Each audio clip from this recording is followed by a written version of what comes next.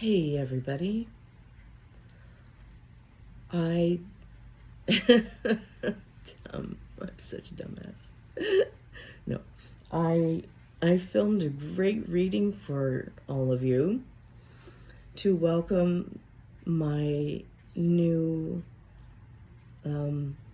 sensitive souls to my Energy Healing Oracle 555 group who came along from my my Camp Widow contacts and two of my already good friends that that I get to stay connected to, thank goodness, via Facebook.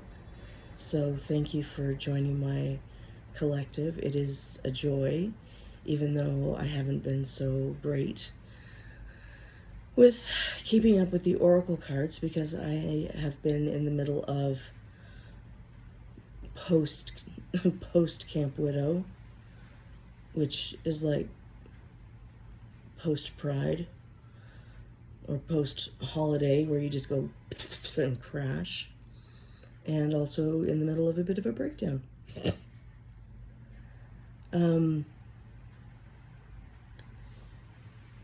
And after I filmed it with my computer and looked at it, I realized everything was backwards. So the baseball cap that I was wearing that said I'm a widow bit Canadian was flipped. And the beautiful cards and the bingo card that I used to recreate a type of game for you that was designed by by Julie from Camp Widow. Thank you so much, Julie. Was backwards and you couldn't read it, which kind of made the whole reading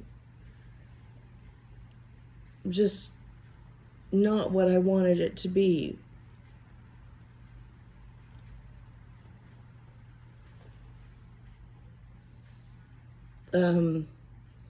So I thought I would come on and instead of just bouncing these words around in my head, which was not very helpful and actually a little bit harmful, just kind of just say them.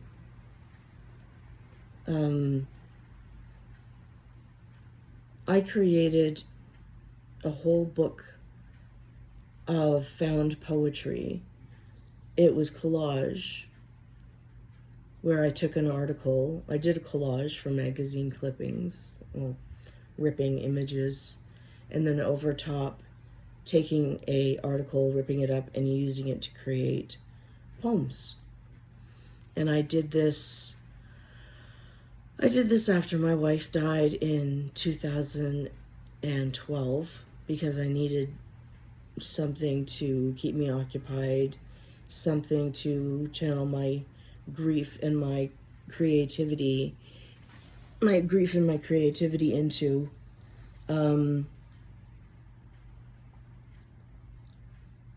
And then I finished. I did like 29 of these suckers, and I recently used it in a poetry and loss workshop at Camp Widow, and it was great.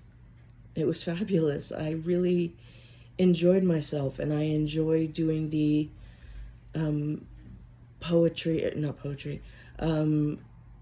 loss and identity workshop, which turned out amazingly. It was all about how going through loss and going from we to me just shows you that you have always, as a person, all your life, whether you are in a couple or not, have to show up for yourself first. And even though your external situation has changed very, very brutally when you lose a partner, what doesn't change is that you have to remember to show up for yourself in order to cope. And I learned this early when I was diagnosed with fibromyalgia when I was 12. And in the workshop, that's the example that I gave the participants, that I learned this early on because all of a sudden my body was not doing what it used to be able to do. And eventually when I went into a clinic to kind of rewire, they called that the loss of the idyllic image of yourself, because I was grieving that and my family was grieving that. They were all, I was saying and they were saying, you know, if Kelly was a dancer and she's not a dancer anymore, who is she? I was saying, I used to be a dancer, a skier, a soccer player. I used to be able to participate in gym class. And if I don't do those things, who am I? It's a huge blow. Yes, to the ego, but also to your sense of identity. Because you realize those are external things. They're not actually you. And that's a huge, very, very rough lesson to learn. That those, in fact, are not you. There are things about you that you love. And if you can find things about you that you love that are other things, you can find joy again. You can show up for yourself again. You can stand up for yourself again, but it's just not easy. And no one said it was going to be easy. And that's the shitty part. That's the rough part. I have been collecting magazine articles, because I know I want to do those types of journals again. And I collected an article about an author who basically has to spend her life on the couch. And the article was titled, "I Wrote a Book While Lying Down." And she is smiling, lying on the couch with an apparatus just above her.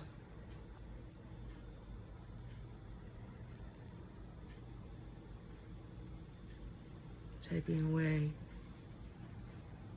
And it triggered me. It really triggered me.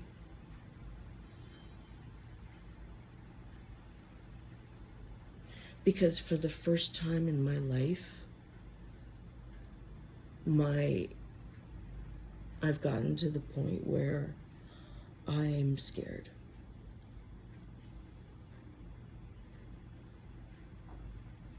I have lost enough control over the way that my body is, that I used to be able to push farther. I used to be able to push longer.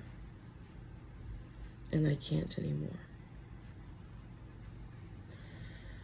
And today, I woke up and it was 2. And I was happy. And I popped out of bed because I wanted to. I didn't want to go back to sleep.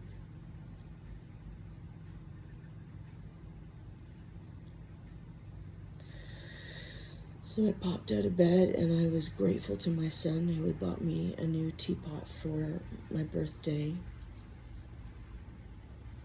Happy 48 to me. And it was light. so it didn't hurt my wrist. So I made tea, and I went outside, and it was rainy and windy, so I thought, I don't have to go out today. I can choose not to. And I thought, I'm going to sit down in my command post chair because it's better for me than the couch. I'm not going to lie on the couch. And there's lots of things I could do external to the house, but I don't have to do them all at once. I'm going to sit down and journal and break my life into a puzzle of short trips. And I'm going to try and work with what I have.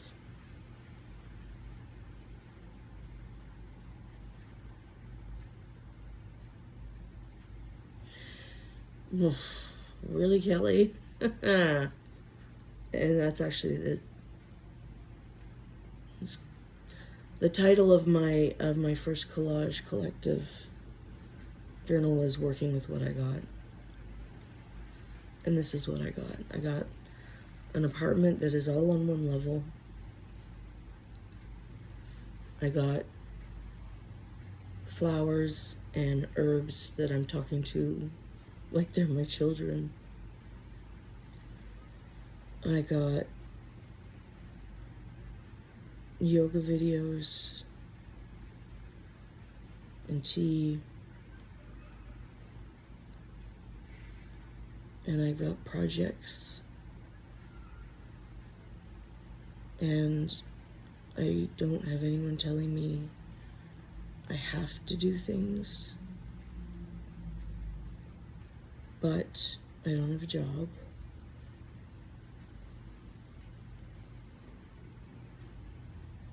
I have social assistance. I have some things that could earn me money. I've got my Oracle card channel. In the summer, I am hoping to do some in-person events, Oracle card readings. I'm a Reiki master, so I'm hoping to do online Reiki, distance Reiki, and in-person Reiki if I do Oracle card readings at, farmers markets, those kind of things. I'm taking an online writer's course, a romantasy, as I'm writing a romantasy series. I'm hoping that some organizations can help me find some remote work. I'm working with what I got. And I'm going to try not to be scared. But that's where I am. And I would rather say this is where I am and be honest about it than feel like it's a dirty secret.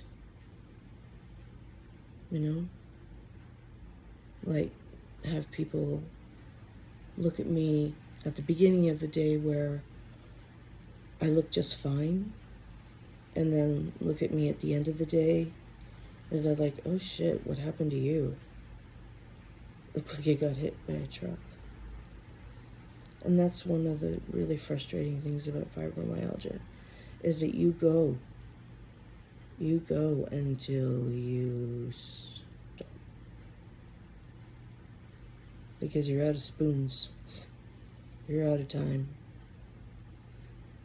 Your medication is worn off. And you have to stop. And I think the name of my next collage book is probably going to be heading it off at the pass because I would like to be able to stop before I crash, and trying to find that sweet spot where I don't wreck myself. I don't have to get to that point where I feel like the world's gonna end. You know? And I've never had to do that so consistently because I've never had such a short bandwidth before. New challenge. So yeah, my projects, and it would be great if you want to follow my projects, share my projects. I am going to do my best to use my bandwidth to create content. The Oracle card readings, which take energy and time. I do, when my poetry applies to whatever reading it is, I, put a poem on there. I am finishing up a children's picture book and fumbling my way through. Well, no, stop talking down to your projects, Kelly. I am finishing a children's picture book where I have done the illustrations as well as the text, and I'm going to be journaling away. I have some painting projects. I will let you know when the children's book is hopefully. I'm going to try publishing it on Amazon. I will let you know when I'm doing in-person events. I found a little coffee shop where I hope to be doing Oracle card readings. I hope to be doing another book launch. And who knows? Maybe there'll be new stuff coming up in the future. Summer is a good time for these kind of things, so keep an eye on my Brave Creative Me content and my Oracle card stuff. And if there's anything new, I will point you to it. And thanks for following along with me. Thank you for your interactions and your comments and your support and your time watching my videos, and I hope that there are moments where you resonated with something I've had to say, because I like, as all artists, like putting things out there and hope that they make a difference in even a small way to people, because that's what art is for, is to go out there and hope it touches a heart in some way. Okay, that's it for now. I'm gonna throw this out into the universe and like and share, and please, I'm in a tender place, so keep the comments encouraging and helpful if they're actually really helpful as opposed to not helpful. And I'll keep you updated, and perhaps I will refilm that reading done with I used the Oracle cards going on that I picked up at Camp Widow, and the bingo cards designed by Julie Martell, because it was fun. Okay, all right, I will see you later.